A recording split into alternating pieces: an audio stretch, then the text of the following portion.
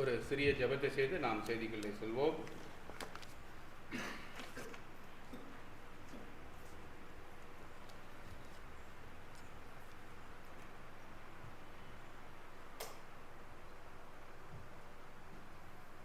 ஜெபிப்போம். இரக்கத்தினை சொல்ல பல்லோத்தின் பிதாவே, கடந்த வாரமும் கண்மணி போல் காத்து இந்த வாரத்தில் முதல் நாளை காண செய்ததற்காக நன்றி செலுத்துகின்றோம். இந்த வாரத்தில் முதல் நாளில் உமது நாளிலே எங்கள் அனைவரும் உமது ஆராதனை கலந்து கொள்ள வாய்ப்பை ஏற்படுத்தது, அதுக்கு நன்றி ராஜா. இந்த ஆராதனையிலே இந்த தியானிக்க இருக்கும் பாடத்துக்காக நாங்கள் ஜெபிக்கிறோம். சத்தியத்தை உமது வேதத்திலிருந்து உள்ளபடி பேசுறதுக்கு அடியனுக்கு ஞானத்தை தந்தல்லுங்க. இதை கேட்கிறவர்களும் இதை நாங்கள் தியானிக்கும் பொழுது இதன்படி நடக்க எங்களுக்கு ஞானத்தை தந்தல்லுங்க. இந்த ஆராதனையை உமது கரத்தில் ஒப்படைக்கின்றோம். ஆரம்பம் முதல் முடிவு வரை உமது சித்தத்தின்படி உமது திட்டத்தின்படி வழிநடத்தல்லுங்க. இன்னும் வந்து கொண்டு இருக்கும் ஒவ்வொரு ஆத்மாவையும் நல்லபடியாக சேர்த்தல்லுங்க. எல்லாம் உமது கரத்தில் ஒப்படைக்கின்றோம். காத்துக்கொள்ளும் வழிநடத்தும் வேட்டானவராய் இயேசு கிறிஸ்து மூலமாய் ஜெயிக்கிறோம் நல்ல பிதாவே, ஆமென்.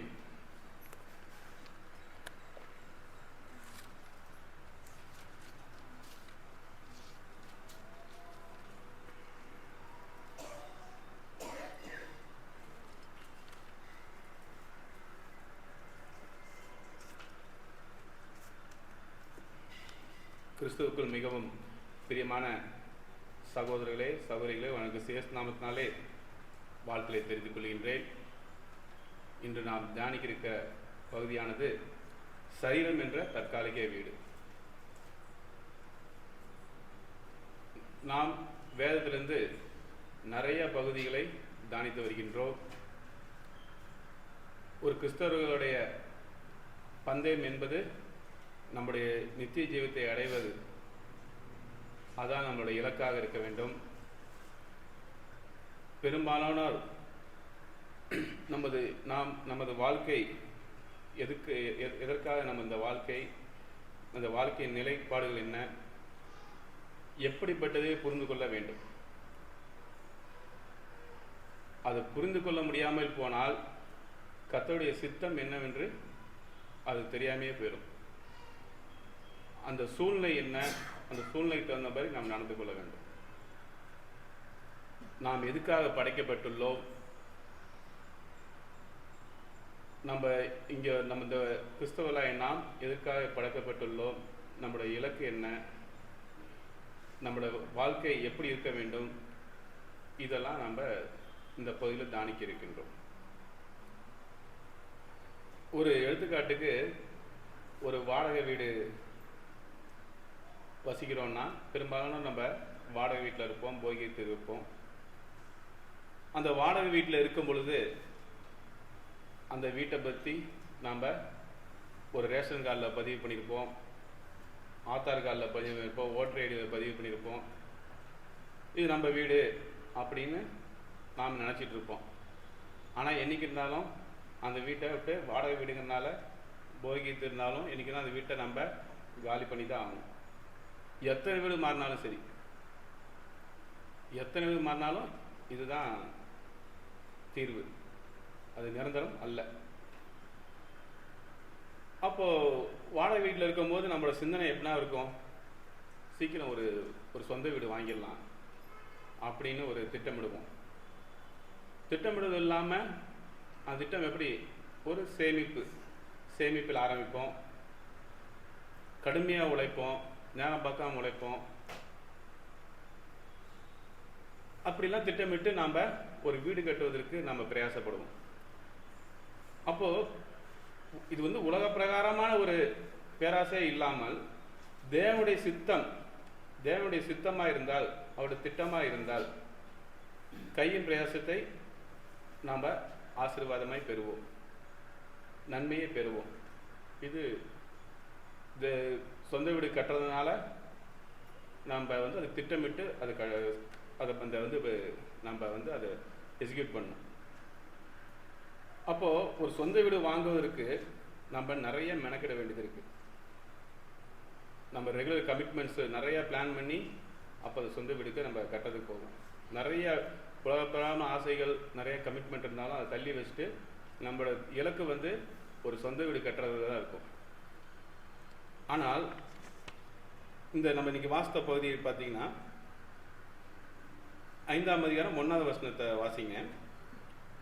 பூமிக்குரிய கூடாரமாகிய நம்முடைய வீடு அழிந்து போனாலும் தேவனால் கட்டப்பட்ட கைவேலை இல்லாத நித்திய வீடு பரலோகத்திலே நமக்கு உண்டென்று அறிந்திருக்கிறோம். பூமிக்குரிய கூடாரமாகிய நம்முடைய வீடு அப்படிங்கிறது எதை சொல்றாருங்க? நம்ம சரீரம். எதை குறித்து இங்க சொல்லுகிறார்? நம்முடைய சரீரத்தை குறித்து சொல்லுகின்றார். இந்த சரீரம் என்பது ஒரு வாடகை வீடு. இது ஒரு நிரந்தரம் அல்ல. இந்த சரீரத்தை குறித்து நம்ம நிறைய கவலைப்படுறோம். இந்த வசனம் என்ன அர்த்தம் சொல்லுங்க? இந்த சரீரம் ஒரு வாடகை வீடு. இதை நினைச்சு நம்ம ரொம்ப கவலைப்படுறோம். எப்படி இதை வந்து மெயின்டைன் பண்றது, அப்படி இப்படின்னு சொல்லிட்டு நிறைய யோசிக்கிறோம். இது தற்காலிகமான வாடகை வீடு. ஒருவருக்கு பார்த்தீங்கன்னா 10 வீடு கூட இருக்கலாம். நல்லா சம்பாரிச்சு 10 வீடு கட்டியிருப்பார். ஒரு சில வீட்டிலலாம் பார்த்தீங்கன்னா நம்ம கோயம்புத்தூர்ல உள்ள முதலாளிகள்லாம் அரண்மனை மாதிரி இருக்குது. ஒரு வீட்டுக்குள்ளே எத்தனை ரூம் இருக்குன்னு தெரியாது. 1000 ரூம் கூட இருக்கலாம், பேலஸ் விழா மாதிரி. ஆனால் அந்த அவனோட சரீரம் என்னங்க? எத்தனை வீடு, எத்தனை அறை வச்சு வீடு, பேலஸ்லாம் கட்டினாலும் அவனோட சரீரம் அவனுக்கு வாடகை வீடு. இதை நம்ம எண்ணி பார்க்கணும். அப்போ நாம் புரிந்து கொள்ள வேண்டும், சரீரம்னா என்ன, ஆவினா என்ன, ஆவி என்கிற என்ன, ஆத்மன் என்ன அப்படிங்கிறத பார்க்க போறோம். தேவன் இந்த உலகத்தை மனிதனை உண்டாக்கும் போது எதற்காக படைத்தார், எப்படி படைத்தார் அப்படிங்கிறத பார்ப்போம். ஆதியாகமம் 2ஆம் அதிகாரம். ஆதியாகமம் 2ஆம் அதிகாரம்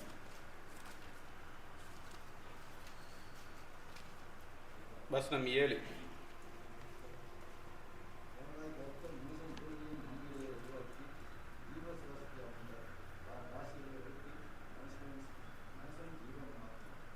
தேவனாகிய கர்த்தர் மனுஷனை பூமியின் மண்ணினாலே உருவாக்கினார். மனுஷனை பூமியின் மண்ணாலே உருவாக்கினார். இந்த உடல் எப்படி உருவாயிருக்குங்க? ஆரம்பத்துல மண்ணில் தான் உருவாயிருக்கு. அதுக்கப்புறம் உயிர் எப்படி வந்துச்சுங்க? அதிலே தொடர்ந்து வாசிங்க.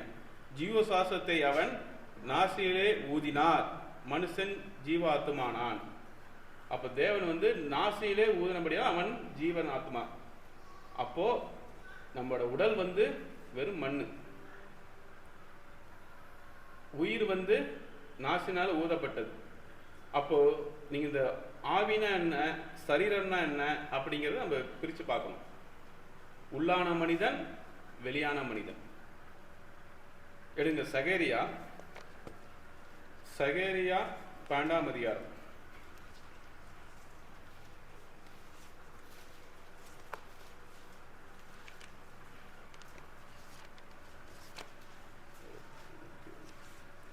சகேரியா 12ஆம் அதிகாரம் வசனம் 1. இஸ்ரவேலை குறித்து கர்த்தர் சொன்ன வார்த்தையின் ஆரம் வானங்களை விரித்து பூமியை அஸ்திவாரப்படுத்தி மனுஷனுடைய ஆவியை அவனுக்குள் உண்டாக்குகிறது. கர்த்தர் சொல்லுகிறது என்னவென்றால், மனுஷனுடைய ஆவியை அவனுக்குள் உண்டாக்கின்றார். அப்போ இந்த சரீரமாகிய அந்த வீட்டிலே ஆவியாய் வாசம் பண்ணுகின்றார், ஆவியை செயல்படுத்துகின்றார். அப்போ அங்க ஆவின்னா என்னங்க? ஆவியின் சாயலில் என்ன இருக்குங்க? ஆத்மா, மனசு, இருதயம் இதெல்லாம் இருக்குது ஆவியின் சாயல்ல. இதெல்லாம் இருக்கும்போது தான் மனிதன் உருவாகப்படுகிறான், மனிதனாக இருக்கின்றான் அப்படின்னு. இப்போ ஒரு மனிதன் இறந்து போகும்போது என்ன நடக்கிறது? இவ்வளவு நேரம் ஆவினா என்னன்னு பார்த்தோம், ஆத்மனா என்னன்னு பார்த்தோம். ஒரு மனிதன் இறந்து போகும்போது என்ன நடக்கிறதுன்னு பார்க்க போறோம். பிரசங்கி 12ஆம் அதிகாரம். பிரசங்கி 12ஆம் அதிகாரம். அந்த அதிகாரம் முழுவதுமே அந்த மரணத்தை குறித்து தான் சொல்றாரு. அதுல ஸ்பெசிபிக்கா 12ஆம் அதிகாரத்துல 7வது வசனத்தை மட்டும் படிங்க. இவ்விதமாய் மண்ணானது தான் முன்னிருந்த பூமிக்கு திரும்பி ஆவி தன்னை தந்த தேவனிடத்துக்கு மறுபடியும் போகாததற்கு முன்னும் அவரை உன் வாலிப பிரயாணத்தில் நினை. இந்த வசனம் ஃபுல்லாவே படிச்சீங்கனாலே சரீரத்தை குறித்து தான் சொல்றாரு. கொஞ்சம் வயதாகும் போது நமக்கு முகத்துல தோல் சுருங்கும், கண்ணு தெரியாம போகும், நடக்க முடியாம போகலாம், முதுகெலும்பு கூன் உருவலாம், பல்லு கொட்டலாம், மொத்தமா சரீரம் அப்படியே கொஞ்சம் கொஞ்சமா பலவீனமாயிட்டே வரும். இது வயசாகும் போது இது எல்லாத்துக்கும் நடக்கிறது தான். இது யாராலையும் தவிர்க்க முடியாது. இது இயற்கை. சாப்பிட முடியாம போவோம், நடக்க முடியாம போவோம். இதெல்லாம் வந்து வயசாகும் பொழுது ஒவ்வொருத்தருக்கும் இந்த சரீர பலவீனம் வந்தே தீரும், வேற வழியே இல்லை. அப்போ இந்த வசனத்துல படி, எனவே பூமிக்குரிய மரணம் என்பது மண்ணானது தான் முன்னிருந்த பூமிக்கே திரும்பி போகிறது. இந்த வசனம் என்ன சொல்லுதுங்க? விதமாய் மண்ணானது தான் இருந்த பூமிக்கு திரும்பி, மண்ணில இருந்து தான் வந்தீங்க, திரும்பி நம்ம மறித்தான் திரும்பி மண்ணுக்கு தான் போகிறோம். இந்த சரீரம் தற்காலிகமான வீடு அப்படிங்கிறது நம்ம திரும்ப திரும்ப திரும்ப நம்ம இதை புரிந்து கொள்ள வேண்டும். ஆவி தன்னை தந்த தேவனிடத்துக்கு மறுபடியும், ஆமா, ஆவி தன்னை தந்த தேவனிடத்துக்கு மறுபடியும் போகின்றது. எங்கிருந்து அவர் ஊதுறாரு, அது மூலமா நமக்கு ஆவி வருது. திரும்பி மறித்தோடனே திரும்பி ஆவி எங்க இருந்து வந்தோ அங்கேயே போகுது. இந்த பிரிவுக்கு பேர் தான் மரணம். இந்த சரீரத்தை விட்டு ஆவி பிரிந்து போகும்போது அது மரணம். இது பூமிக்குரிய மரணம். ஒரு வாடகை வீட்டை விட்டு புறப்பட்டு போகிறது அப்படிங்கிறது நீங்க கருத்துல எடுத்துக்கணும். இதுதான் வசனம். இது குறித்து நம்ம நல்லா 2-3 எடுத்துக்காட்டு பார்க்கலாம். 1 ராஜாக்கள்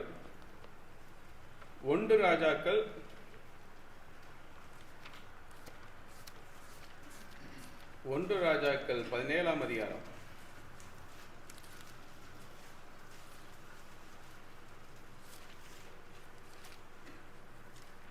1 ராஜாக்கள் 17ஆம் அதிகாரம் வசனம் 21 படிங்க. எலிசா தீர்க்கதரிசி காலத்துல ஒரு தாயார் வந்து தன் மகன் இறந்து விட்டார், வந்து எலிசா தீர்க்கதரிசிக்கு சொல்றாங்க. அப்போ அங்க என்ன நடக்குதுங்கிறத பார்க்கலாம். 1 ராஜாக்கள் 17ஆம் அதிகாரம் 21வது வசனம். அந்த பிள்ளையின் மேல் 3 தரம் குப்புற விழுந்து, என் தேவனாகிய கர்த்தாவே, இந்த பிள்ளையின் ஆத்துமா அவனுக்குள் திரும்பி வர பண்ணும் என்று கர்த்தரை நோக்கி விண்ணப்பம் பண்ணினான். 21ல அந்த பிள்ளையின் மேல் 3 தரம் குப்புற விழுந்து, என் தேவனாகிய கர்த்தாவே, இந்த பிள்ளையின் ஆத்துமா அவனுக்குள் திரும்பி வர பண்ணும் என்று கர்த்தரை நோக்கி விண்ணப்பம் பண்ணினான்.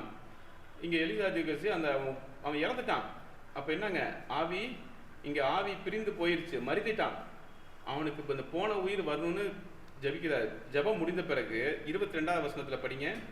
கர்த்தர் எலியாவின் சத்தத்தை கேட்டார், பிள்ளையினுடைய ஆத்துமா அவனுக்குள் திரும்பி வந்தது, அவன் பிழைத்தான். கர்த்தர் எலியாவின் சத்தத்தை கேட்டார், பிள்ளையினுடைய ஆத்துமா அவனுக்குள் திரும்பி வந்தது, அவன் பிழைத்தான். அப்ப இதுல இருந்து என்ன, ஆவி இருந்தா அவனுக்கு திரும்பி பிழைச்சிட்டான், ஆவி இல்லைன்னா அவன் மறிச்சிட்டான். அப்ப இந்த சரீரம் ஒரு பொருட்டல்ல, நிரந்தரம் அல்ல, தற்காலிக வீடு. திரும்பி இன்னொரு எடுத்துக்காட்டு பார்க்கலாம். யாக்கோப்பு, புதிய ஏற்பாட்டிலே யாக்கோப்பு 2ஆம் அதிகாரம்.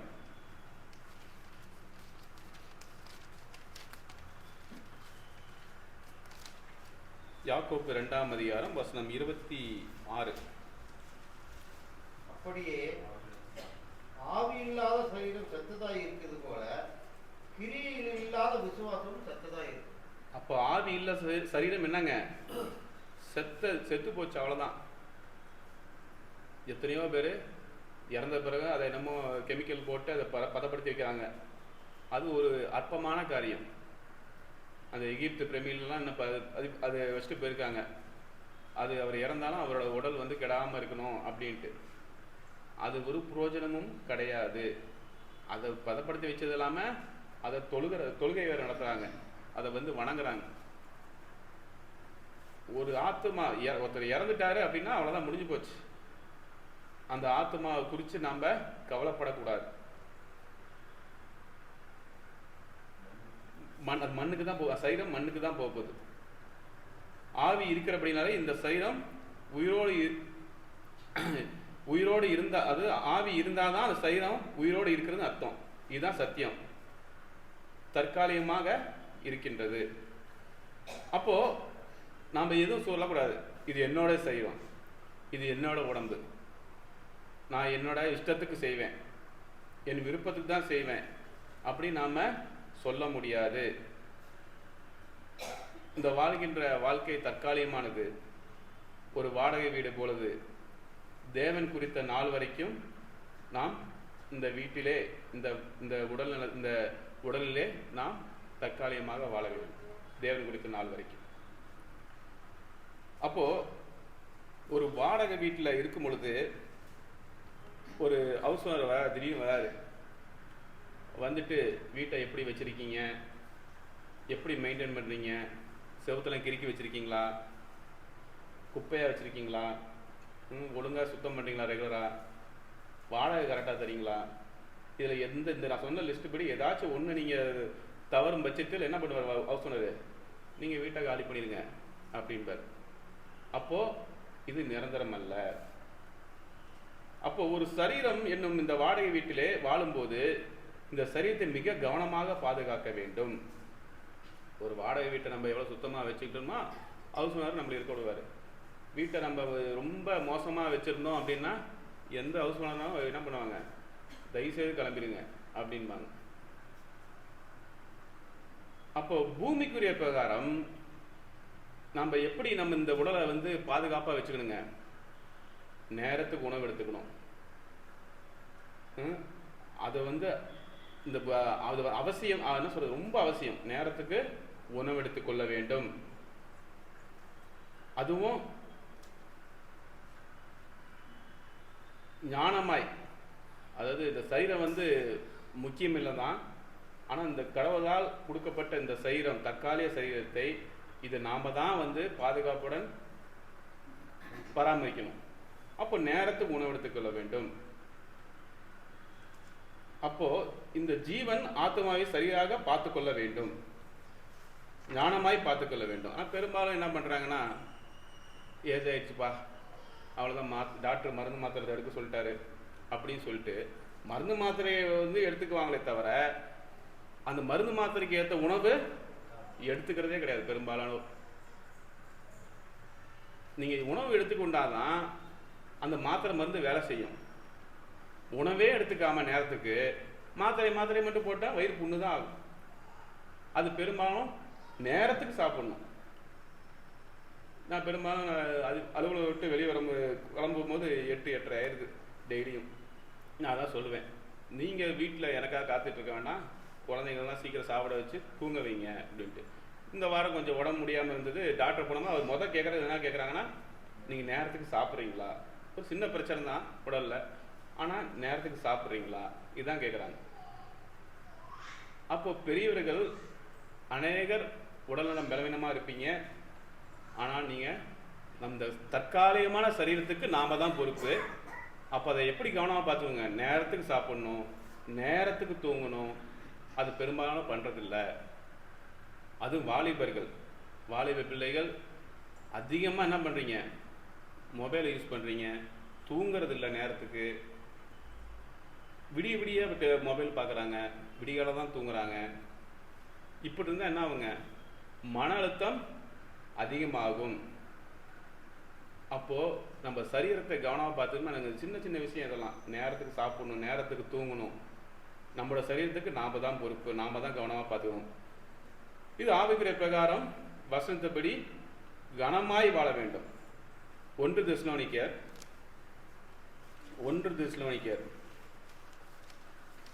4ஆம் அதிகாரம்,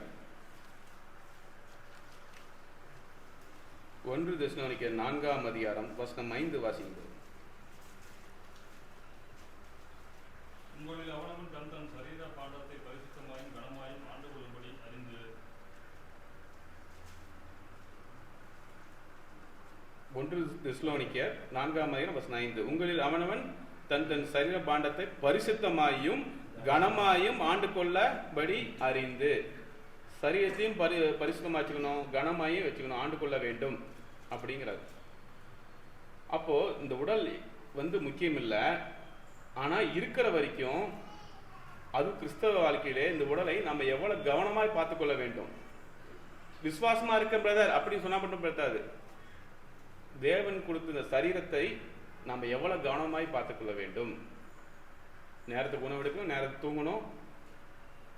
உடல் நம்ம பலவீனமாயிட்டு வருதா, மருத்துவ ஆலோசனைப்படி மருந்து மாத்திரை உட்கொள்ள வேண்டும். அப்போ அந்த மாத்திரை மருந்து நேரத்துக்கு சாப்பிடணும். நான் அதுக்குன்னு சொன்ன மாதிரி தான், நேரத்துக்கு சாப்பிடணும், தூங்கணும்னு சொன்னது. அப்புறம் எப்படி வாழ வேண்டும், எப்படி வாழக்கூடாது, இப்படிலாம் நம்ம பார்க்குறோம். இப்படிப்பட்ட சரீரத்தோடு வாழ வேண்டும் என்றதால் புத்தியோடு தெளிவோடு வாழ வேண்டும். வசனத்தின்படி, புதிய ஏற்பாட்டின் சட்டத்தின்படி தெளிவோடு வாழ வேண்டும். இது பின்பற்றினால் இன்னும் கொஞ்ச நாள் நாம் வாழலாம். அப்போ ஞானம் இல்லாமல் வாழும்போது என்ன ஆகுதுங்க? நேரத்துக்கு உணவு எடுத்துக்கல, தேவையில்லாத சாப்பிட்றது, தேவையில்லாம சாப்பிட்றது என்னங்க, மதுபானத்துக்கு அருந்துவது, தேவையில்லாத புகையிலை பொருட்களை போடுறது, இதெல்லாம் என்ன பண்ணுங்க, சரீரத்தை அழித்து போடும், கெட்டு போயிடும், சரீரம் கெட்டே போயிடும்.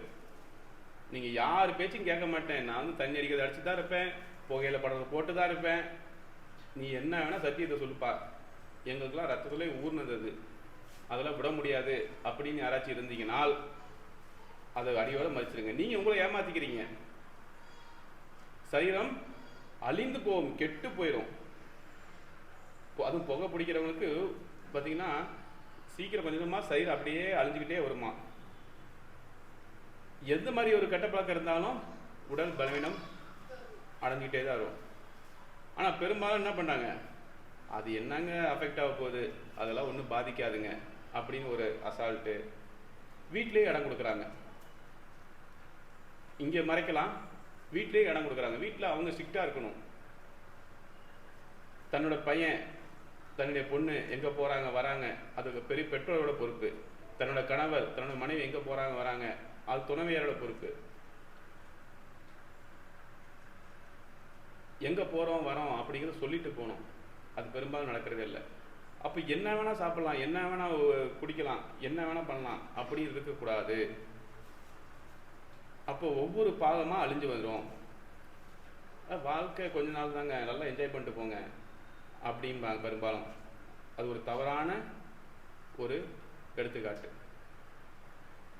நம்ம ஒரு 80-70 வயசு வரைக்கும் வாழ்கிறோங்கிறது கடவுள் சுத்தமாக இருந்தால், இப்போ இருக்கிற சூழ்நிலைக்கு என்ன ஆச்சுங்க, இந்த மாதிரி பழக்கலாம் இருந்தா 40 வயசுலேயே ஹார்ட் அட்டாக் வருது. போன வாரம் பல்லடத்தில் ஒரு அலுவலகத்தில் என் கூட ஒர்க் பண்ணுறோட ரிலேட்டிவ் பல்லடத்தில் போலீஸ்கார், இத்தனைக்கும் ஞாயிற்றுக்கிழமை சாயந்தரம் விளையாண்டுருக்காரு, கிரிக்கெட் விளையாண்டுருக்காரு, 2-3 மேட்ச் விளையாண்டுருக்காரு. விளையாண்டு இல்லை கொஞ்சம் மாறு இருக்குன்னு சொல்லிட்டு போய் பக்கத்தில் வண்டி வாகனத்தில் போய் உட்காந்துருக்காரு. நீ உட்காடுறான்னு சொல்லிட்டு பசங்களாம் விளையாண்டு வந்துருக்காங்க. போயிட்டு விளையாண்டு முடிச்சுட்டு வந்து பார்க்குறாங்க, ரொம்ப இழப்பு வாங்கிட்டு இருந்திருக்கு அந்த பையனுக்கு. 26 வயசு 27 வயசு தான். அவங்க அப்பா இறந்தனால அந்த போஸ்டிங் அந்த பையனுக்கு கிடச்சிருக்கு. ஹாஸ்பிட்டல் போகிறவங்க உயிர் பிரிஞ்சிருச்சு. இத்தனைக்கும் அந்த பையனுக்கு ஒரு பழக்கம் கிடையாது. அப்போது ஒரு பழக்கம் இல்லாத ஒருவருக்கு எப்படின்னா, நம்மளை ஏமாற்றிக்கிட்டு மற்றவங்களை ஏமாற்றிக்கிட்டு நம்ம எடுத்துக்கொள்ளும்போது இந்த சரீரம் சீக்கிரம் அழுகி வீணாக போயிடும். சீக்கிரம் உங்கள் குடும்பத்தை பிரிஞ்சிருவீங்க, உங்கள் பிள்ளைகளை பிரிஞ்சிருவீங்க. அது 50 வயசில் கிட்னி ஃபெயிலியர் ஆகுதுங்கிறாங்க. அப்போ இந்த கெட்ட பழக்கத்தை நம்ம, அந்த தவறான பழக்கத்திலேருந்து நம்ம விடுபடணும். அப்போ என்னன்னா, நம்ம தேவனுடைய வசனத்தை அதுதான் அதுக்கு அப்படியே ஃபாலோ பண்ணணும். உலக ஆசையை விட்டுட்டு நம்ம வெளியே வரணும். எதற்கு இந்த தற்காலிக வீட்டை நமக்கு தந்திருக்கிறார் அப்படிங்கிறத பார்க்க போகிறோம். இந்த வீட்டிலே வாழ்கிற வரைக்கும் பரிசுத்தமாயும் நீதி உள்ளவர்களாயும் வாழ வேண்டும். வாசிங்க, நம்ம ஏற்கனவே வாசித்தோம் இல்லையா, 1 கொரிந்தியர் 6ஆம் அதிகாரம், 1 கொரிந்தியர் 6ஆம் அதிகாரம் வசனம் 20.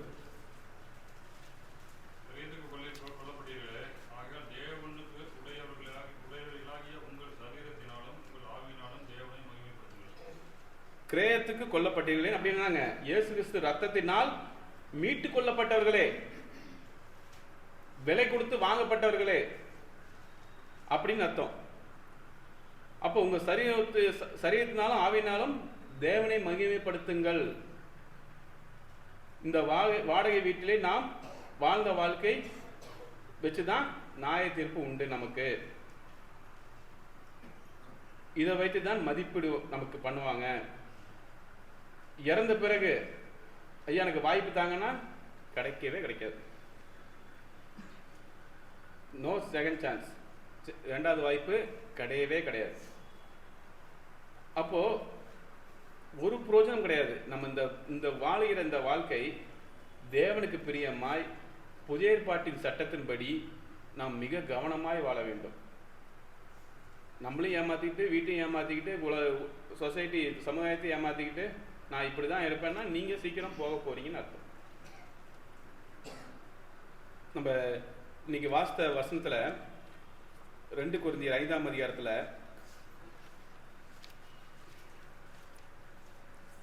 கடைசி 10வது வசனத்தை வாசிங்களேன். ஏனென்றால் சரீரத்தின் அவனவன் செய்த நன்மைக்காவது தீமைக்காவது தக்க பலனை அடையும்படிக்கு நாம் எல்லோரும் கிறிஸ்துவின் நியாயத்திற்கு முன்பாக வெளிப்பட வேண்டும். அப்ப நியாய தீர்ப்பு நாள் நம்ம என்ன அந்த சரீரத்தை வச்சு நம்ம என்ன பண்ணுமோ அதை வச்சுதான் ஜட்ஜ்மெண்ட்.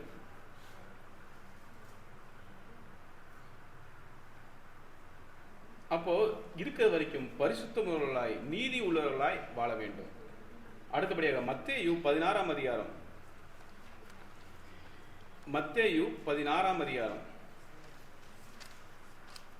25வது வசனத்தை வாசிங்க. தன் ஜீவனை ரட்சிக்க விரும்புகிறவன் அதை இழந்து போவான், என் நிமித்தமாக தன் ஜீவனை இழந்து போகிறவன் அதை கண்டடைவான். 25வது வசனத்துல தன் ஜீவனை ரட்சிக்க விரும்புகிறவன் அதை இழந்து போவான். இந்த உலக வாழ்க்கை முக்கியம் நினைக்கிறவன் இழந்து போவான். இந்த உலக வாழ்க்கை தான் முக்கியம், ஆட்டம் தான் முக்கியம், குடி குணத்துல தான் முக்கியம் அப்படிங்கிறவன் இழந்து போவான். அதிலே தொடர்ந்து வாசித்தோம்னா என் நிமித்தமாக தன் ஜீவனை இழந்து போகின்றவன் அதை கண்டடைவான். என்னுடைய சரீரத்தோட ஆவிக்குரிய வாழ்க்கை முக்கியம் நினைக்கிறவன் அதை கண்டடைவான். அதுல 26வது வசனம், மனுஷன் உலகம் முழுவதையும் ஆதாயப்படுத்தி கொண்டாலும் தன் ஜீவனை நஷ்டப்படுத்தினால் அவனுக்கு லாபம் என்ன? மனுஷன் தன் ஜீவனுக்கு ஈடாக எண்ணத்தை கொடுப்பான். எவ்வளவு புகழ் வாய்ந்தனா இருந்தாலும் அந்த ஆத்துமாவை நஷ்டப்படுத்தினால் என்ன லாபம்? லாபம் என்னங்க? 26வது, மனுஷன் உலகம் முழுவதையும் ஆதாயப்படுத்திக் கொண்டாலும் தன் ஜீவனை நஷ்டப்படுத்தினால் அவனுக்கு லாபம் என்ன? மறைந்த சிஎம் இருக்காங்க இல்லையா, அம்மையார், அவங்க நிறைய 2-3 எத்தனை ஆட்சிக்கு வந்தாங்க உங்களுக்கு தெரியும். ஆனால் கடைசியில் எடுத்துக்காட்டு சொல்கிறேன், அவங்க உடலை அவங்க கவனிக்கல. என்ன அவங்கள பார்த்து நடுங்கினாங்க, ஆண் வர்க்கமே நடுங்குச்சு, கட்சியில் இருக்கவங்க வந்து எல்லாமே நடுங்கினாங்க. ஆனால் அவங்க மறைந்த போது காரணம் என்னங்க? தன் உடலை கவனமாக பார்த்துக்கல. அவங்க உலக பிரகாரமாக ஆட்சியில் இருந்தாலும் நல்லா அதிகாரத்தில் இருந்தாலும் இந்தியாவே நடுங்குச்சு. அவங்க கடைசி பீரியடில் இருக்கும் போது இந்தியாவே நடுங்குச்சு, அடுத்த பிஎம்ட்டாங்க. ஆனால் அவங்க இறந்து போகும்போது என்ன காரணங்க? வேட்டுத்தனமாகவே இருந்தாங்க. அவங்க உடலை அவங்க கவனிக்கல, உணவு பழக்கம் கட்டுப்பாடு இல்லை. இதுதான் வரலாறு. அப்போ என்னதான் இந்த வசனம் பாருங்க, 26வது வசனத்துல தன் ஜீவனை நஷ்டப்படுத்தினா அவனுக்கு என்ன லாபம்? மனுஷன் தன் ஜீவனுக்கு ஈடாத எண்ணத்தை கொடுப்பான். எண்ணத்தை கொடுக்க முடியும் நீங்க. ஆனா உலக என்ன பண்றாங்க? மலைக்கு போய் மொட்டை அடிக்கிறாங்க, காது குத்துறாங்க, கடா வெட்டுறாங்க, ஆடு வெட்டுறாங்க. அதெல்லாம் எங்கேயுமே வேதத்தில் சொல்லலை. 9ஆம் வகுப்பு படிக்கும்போது கணக்கு வாத்தியார் சொல்லுவார், ஜோதி சுந்தர் சிங்னு ஒருத்தர், சிஎஸ்சி ஸ்கூல், அது திருச்சியில், ஆண்டவன் உங்களுக்கு உசுரை கொடுத்தான், நீங்கள் ஏன்டா அவனுக்கு மசரை குடிக்கிறீங்க அப்படின்பார். உண்மைதான். இப்போ மனிதர்கள் உலகப்பாங்க பாருங்க, அவங்க பண்ண தவறை வந்து மறைக்கிறதுக்கு என்னென்னலாம் பண்ணுறாங்க. முடியை கொடுக்கறது, நடந்து போகிறது, வருஷம் பூரா குடிப்பானுங்க. அந்த மலைக்கு இப்போ பாத யாத்திரை போகிற டைம் மட்டும் அவ்வளோ பத்தியமாக இருப்பாங்க. நான்வெஜ்லாம் சாப்பிட மாட்டேங்க, எதுவும் குடிக்க மாட்டேன். போயிட்டு வரும்போதே ஃபுல் லோடு தான் வருவாங்க. மலைக்கில் நிறைய வேனு மரத்தில் மோதி கிடக்குது. பழனிக்கு போகிறவங்க போயிட்டு தான் இருக்காங்க, திருப்பதிக்கு போகிறவங்க போயிட்டு தான் இருக்காங்க. வரும்போது பார்த்தீங்கன்னா ஃபுல் லோடு தான் வரும் வண்டி. அது நல்லபடியாக வந்து சேர்றது இல்லை. பெரும்பாலும் எல்லாமே 4 வழிச்சாலை வேகமாக வர்றது, மரத்தில் தான் மோதுறது. இன்னும் இது மாதிரி நம்ம இந்த வசனத்தின்படி பார்க்கும்போது நாம் மிக கவனமாக இருக்க வேண்டும். என்ன ஒரு பெரிய பதவியில் இருந்தாலும் நம்ம தவறு பண்ணும் பொழுது ஒன்றுமே கிடையாது.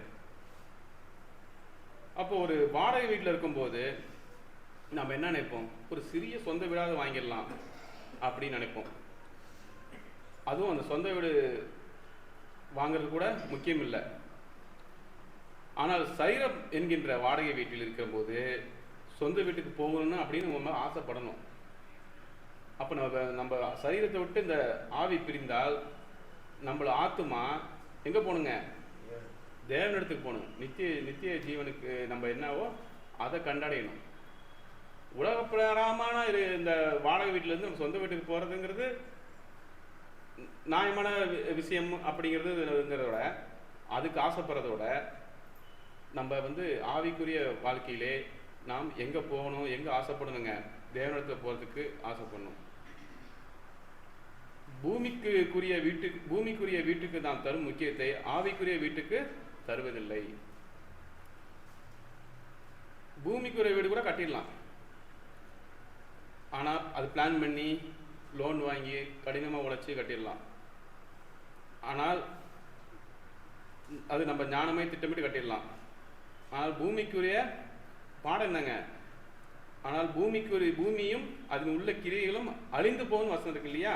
இயேசு கிறிஸ்து வருகையின் போது எரிந்து போயிடும். நீங்கள் என்னதான் பாடுபட்டு கட்டினாலும் இயேசுவின் வருகையின் போது எரிந்து போயிடும். மீண்டும் இந்த 2 கொரிந்தியர் 5ஆம் அதிகாரம் வசனம் 1 படிங்க திரும்பியும்.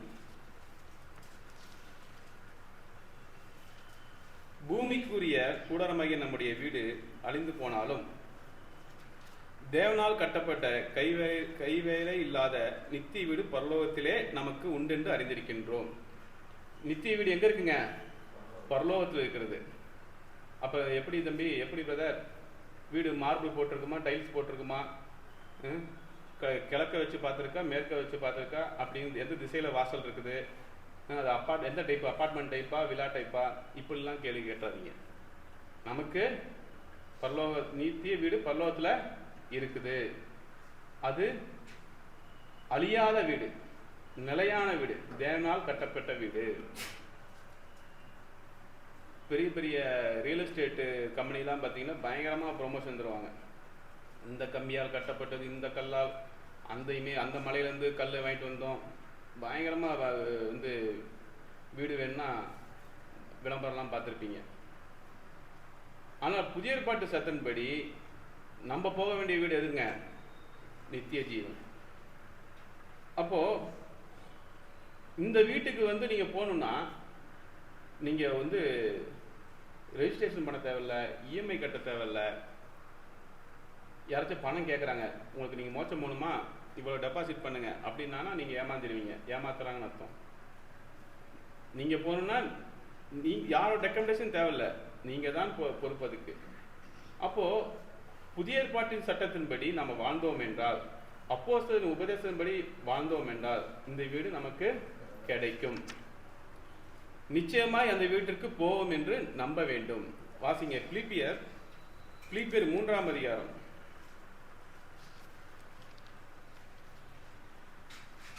பிலிப்பியர் 3ஆம் அதிகாரம் வசனம் 20. நம்முடைய குடியிருப்போ பரலோகத்தில் இருக்கிறது.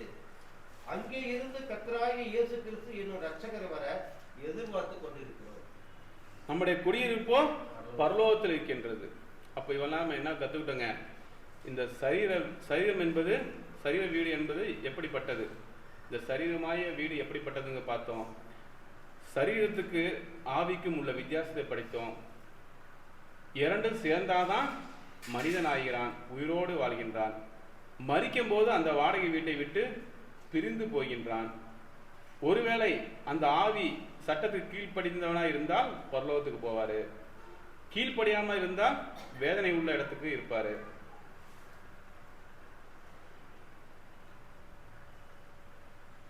அப்போ நாம் எப்படி இந்த பூமியில வாழ்ந்து கொண்டிருக்கின்றோம்? இப்போ இங்க ஒருவர் மரித்து போனால், பூமியில் உள்ள ஒருவர் மரித்து போனால் என்ன ஆகுங்க? மரணம் என்றும் வரும்போது நாம் ரொம்ப என்ன சொல்றது, துக்கித்து போய்விடுறோம், ரொம்ப சோர்ந்து போயிடும். நம்ம கூட இருக்கிறவங்க குடும்பத்தில் யாராச்சும் இறந்தா ரொம்ப மறிச்சு போயிடும். உண்மையிலே அது பெரிய இழப்பு தான். சோர்ந்து போயிடுவோம். பொருளாதார பிரச்சனை வரும், ஏற்றத்தாழ் வரும். பொருளாதார பிரச்சனை ஏற்றத்தாழ் வரும். அன்பு ரீதியாக நம்ம நிறைய கஷ்டப்படுவோம், நிறைய பிரச்சனை வரும். அந்த ஒருத்தர் வீட்டில் ஒரு இழப்பு, பெரியவர்களாகட்டும் சிறியவர்களாகட்டும், யாரோ ஒரு இது எடுத்துக்கொள்ளப்படுகிறார், தேவனுடைய திட்டத்தின்படி எடுத்துக்கொள்ளப்பட்டால் கட்டாயம் ரொம்ப சோர்ந்து போகாதீங்க. ஒரு வாடகை வீட்டிலேருந்து புரிந்து கொள்ள வேண்டியது என்னன்னா, ஒரு வாடகை வீட்டிலேருந்து சொந்த வீட்டுக்கு போனால் நம்ம ரொம்ப சந்தோஷப்படுறோம் இல்லைங்களா? வாடகை வீடு ஒரு போகிட்டு இருக்கோம், அடுத்த லெவலுக்கு நம்ம சொந்த வீட்டுக்கு போகும்போது ரொம்ப வருஷம் இருந்துட்டோம் ஒரு வீட்டில், வாடகை வீட்டில். பக்கத்தில் இருக்கிற அக்கம் பக்கம்லாம் வருத்தப்படுவோம். சே, வருஷம் நம்ம ஃபங்க்ஷன்னா அவங்க கூப்பிடுவாங்க, கொடுப்பாங்க, இவங்க ஏதோ ஒரு பிரச்சனைனா நம்ம கூட நின்னாங்க, இப்போ நம்ம பிரிந்து போகிறோமே, இந்த இடத்த விட்டு பிரிஞ்சு போய் நம்ம சொந்த வீட்டுக்கு போகிறோமே அப்படின்னு சொல்லிட்டு நம்ம கவலைப்படுவோம். அதே போல் சொந்த வீட்டுக்கு போகும்போது நமக்கு மரணத்தை குறித்து பயம் இருக்கக்கூடாது. என்னங்க, எந்த சொந்த வீடு சொன்னேன்? நித்திய ஜீவனை குறித்து நம்ம போகும்போது பயமோ கவலையோ இருக்கக்கூடாது. உடல்நலம் பயணமாவதா? பயப்படாதீங்க. கொரோனா வந்த டைம்லாம் ரொம்ப பயந்தோம். அது உலகமே ஆட்டி படைச்சது. புது வகையான ஏதோ வியாதி வருது, சுகர் ஏறுது, நமக்கு பயப்படாதீங்க. மருத்துவ ஆலோசனை மருந்து மாற்ற எடுத்துக்குங்க. உணவு தயவு செய்து நம்ம அந்த உணவு கரெக்டாக எடுத்துக்குங்க. அப்போ இருக்கிற வரைக்கும், நம்ம குறித்த நாள் வரைக்கும் தேவனை துதித்து வாழ வேண்டும். அப்போ இந்த வாடகை வீட்டில் இருக்கும்போது இந்த வசனத்தின்படி வாழ்கிறோமா என்றால், நாம் வாழ்ந்தோம்னா என்னங்க, வசனத்தின்படி வாழ்ந்தோம்னா கவலைப்படவே தேவையில்லை, எப்போ வேணா எடுத்துக்கங்க அப்படின்னு தைரியமா இருக்கணும். அந்த தைரியத்திலே இன்னும் கொஞ்ச நாள் நீங்கள் வாழ்ந்துடலாம். உடல் பலவீனம் இருந்தாலும், உடல் ஒத்துழைப்பு இல்லாட்டியும் மனதைரியம் வேண்டும். நியாயத்தீர்ப்புக்கு பிறகு நாம் சொந்த வீட்டுக்கு தான் போக போகிறோம். எந்த சொந்த வீடுங்க? பரலோகம். நீங்கள் எங்கேயாவது பிளாட் வாங்கின வீட்டுக்கு போயிடன்னு நினைக்காதீங்க. அப்புறம் வசனத்தின்படி நடக்காமல் இருக்கிறவர்களுக்கு சொந்த வீடு கிடைக்காது, அவருக்கு நஷ்டம் அடைவார்கள். ஒருவேளை கர்த்தருக்குள் மரித்தால் கவலைப்படாதீங்க. உங்கள் வீட்டில் யாராச்சும் மரித்தாலோ, நம்ம நண்பரோ குடும்ப நண்பரோ யாராச்சும் மரித்தாலோ, உலகமாக இருந்தாலும் நம்ம அவங்களுக்காக நம்ம ஜெயிக்கணும். இன்றோ நேற்றோ அவங்களுக்கு இறந்து போகிறாங்கன்னா நாளைக்கு நாம தான், நமக்கு அதே முடிவு தான். ஆனால் வாழ்கின்ற வரைக்கும் தேவனுக்கு பிரியமாய் வாழ்கிறோமா? அன்பை பாராட்டி வாழ்கின்றோமா? பிறகு உதவி செய்து வாழ்கிறோமா? இதெல்லாம் நீங்கள் உங்களை சோதிச்சு பார்க்கணும். எல்லோரும் அரவணைத்து ஒரு மாதிரியாய் எடுத்துக்காட்டாய், கிறிஸ்தவ வாழ்க்கையை எடுத்துக்காட்டாய் அன்பாய் வாழ வேண்டும். மரணம் என்பது எல்லாத்துக்கும் உள்ளது. நிறைய வசனம் இருக்குது. ஒரு வாழ்க்கை புல்லுக்கு ஒப்பிடுறாரு. கதையை போல் ஒளிந்து போகக்கூடியது, வெள்ளத்தை போல் வாரிக்கொண்டு போய் ஒரு வாழ்க்கை. அப்படிங்கும்போது மிக நம்ம கவனமாய் வாழ வேண்டும். அப்போ இந்த சரீரம், இந்த ஓடு பார்த்தீங்களா, எலும்பு கூடு இருக்கு பார்த்தீங்களா, இந்த சரீரம், இந்த வாடகை வீடு முக்கியம் அல்ல, முக்கியமே கிடையாது. ஒருத்தர் வாடகை வீட்டில் இருக்கும்போது அந்த வாடகை வீட்டுக்கு செலவு பண்ணக்கூடாது. சும்மா நானே பெயிண்ட் அடிச்சுக்கிறேன், நான் டெக்கரேஷன் பண்ணிக்கிறேன், நானே பொருளை வாங்கி போட்டு பயங்கரமாக வச்சுருந்தா அந்த வீடு நிரந்தரமே கிடையாது. அப்போ இந்த சரீரத்துக்கு நாம் முக்கியத்துவம் தர வேண்டாம். நாம் வாழ்கிற வரைக்கும் பரிசுத்தமுள்ளவர்களாய் நீதி உள்ளவர்களாய் வாழ வேண்டும். இந்த தற்காலிக வீடு இந்த உடலுக்கு முக்கியத்துவம் தர வேண்டாம். ஆனால் தேவன் குடித்த நாள் வரைக்கும் இந்த உடலுக்கு நாம தான் பொறுப்பு. அது குறித்து கவலைப்பட வேண்டாம். கவனமாய் பார்த்துக்கொள்ள வேண்டியது மிக நம்மளோட பொறுப்பு. எனவே இந்த தேவ செய்தியை குறித்த வாய்ப்பை கொடுத்த பிதாவை தேவனுக்கும் உங்கள் சபையார் அனைவருக்கும் நன்றியை தெரிவித்துக் கொள்கிறேன்.